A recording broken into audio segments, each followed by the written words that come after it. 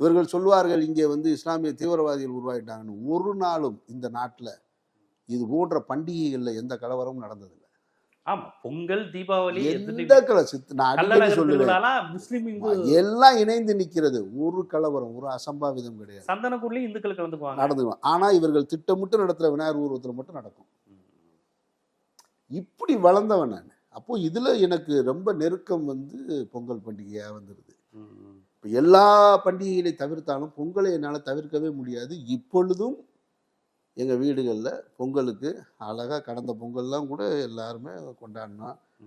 பொங்கல் வீட்டில் வச்சு கரும்பு வச்சு அது ஒரு எக்ஸ்ட்ரானரியான ஆமாம் பானையில் பொங்கல். ஊருக்கு போயிருவீங்க மதுரைக்கு இப்போ அந்த இதெல்லாம் இருக்குது. என்ன இந்த முறை இப்போ நீங்கள் கேட்குற நேரம் செய்ய முடியாமல் போயிடுச்சுன்னு தான் வருத்தம்.